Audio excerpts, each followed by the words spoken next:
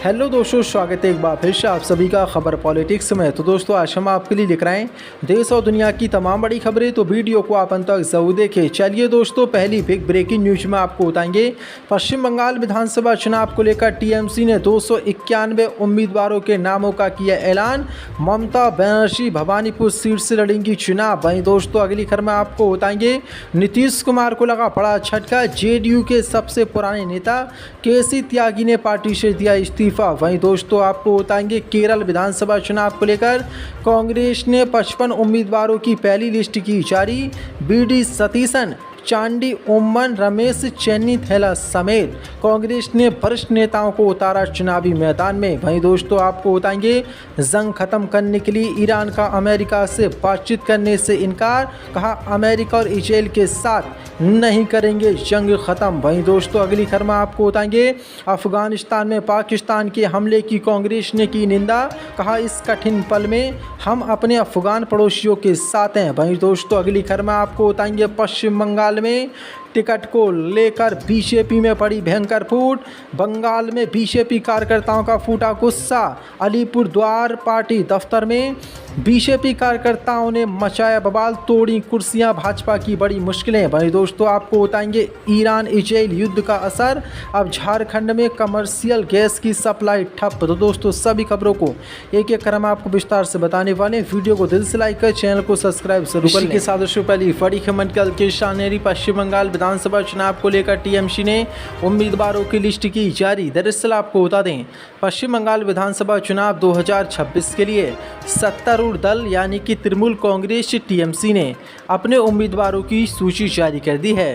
तृणमूल कांग्रेस प्रमुख और मुख्यमंत्री ममता बनर्जी ने ऐलान किया है कि पार्टी राज्य की 294 सीट में से 291 सीट पर चुनाव लड़ेगी। ममता दीदी ने कहा कि दार्जिलिंग पहाड़ियों की शेष 3 सीट पर अनिल थापा के नेतृत्व वाला भारतीय गोरखा प्रजातांत्रिक मोर्चा चुनाव लड़ेगा।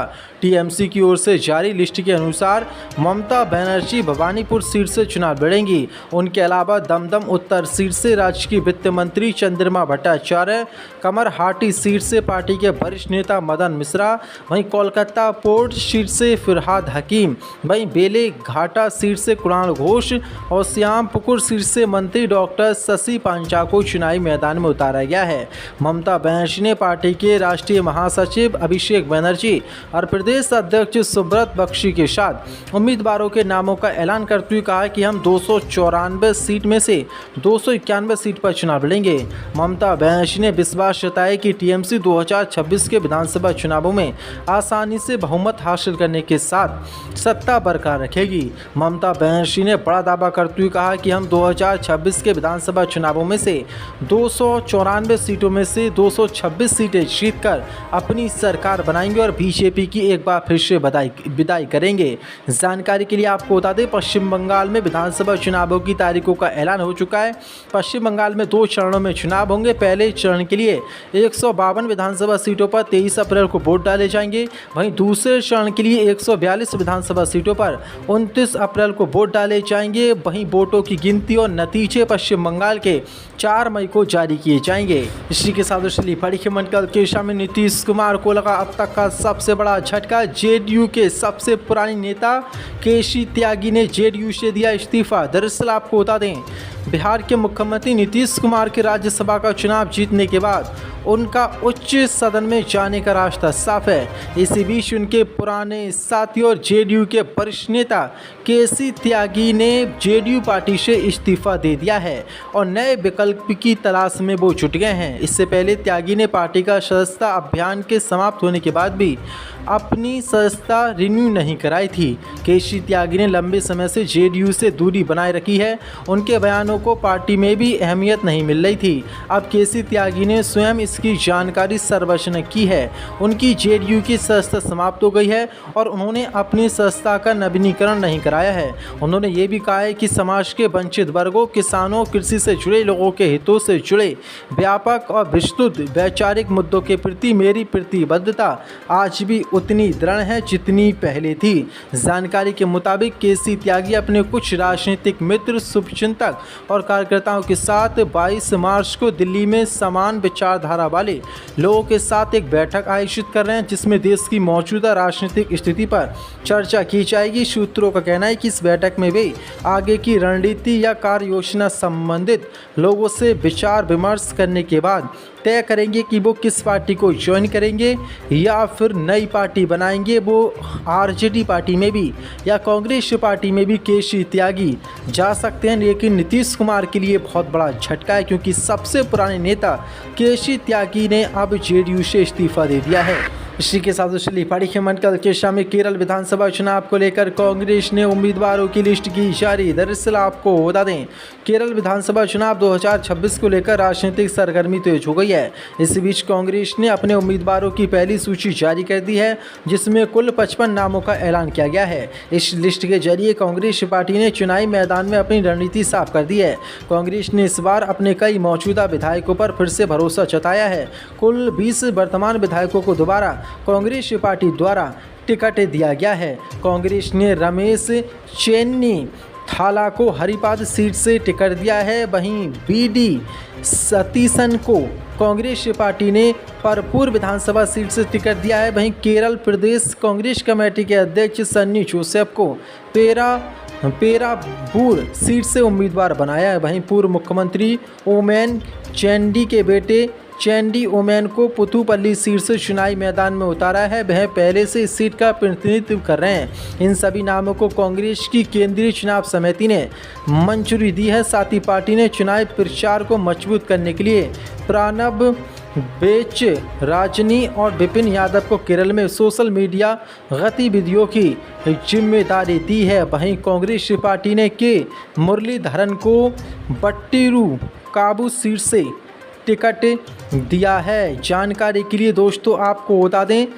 केरल विधानसभा चुनावों की तारीखों का ऐलान हो चुका है। केरल में सभी 140 विधानसभा सीटों पर 9 अप्रैल को वोट डाले जाने हैं और 4 मई को उनके नतीजे आने हैं।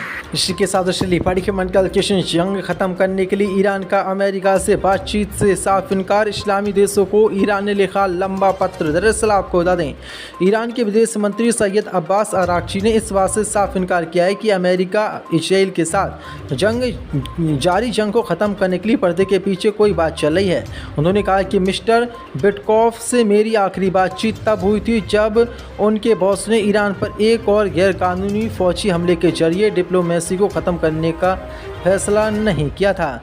इसके उलट किया गया कोई भी दावा तेल कारोबारियों और आम लोगों को गुमराह करने के लिए किया गया लगता है।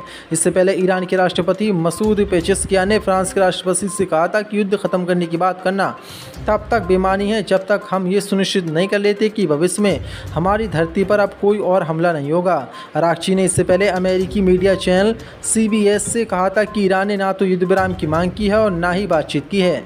ऐसे दावे भ्रमित करने वाले हमारी सेना तब तक गोलीबारी करती रहेगी जब तक अमेरिकी राष्ट्रपति को ये एहसास नहीं हो जाता कि वह अमेरिकियों और ईरानियों दोनों पर जो अवैध युद्ध थोप रहे हैं वह गलत है और इसे दोबारा कभी नहीं दोहराना जाना चाहिए। पीड़ितों को भी मुआवजा मिलना चाहिए। अमेरिका ने हमारी बिना शर्त हथियार डालने की तलाश में यह युद्ध शुरू किया था और अब वह दूसरे देशों से हॉर्मुज स्ट्रेट खोलने की भीख मांग रहे हैं। यानी कि ईरान ने अमेरिका इजराइल से युद्ध विराम की मांग को पूरी तरीके से ठुकरा दिया है।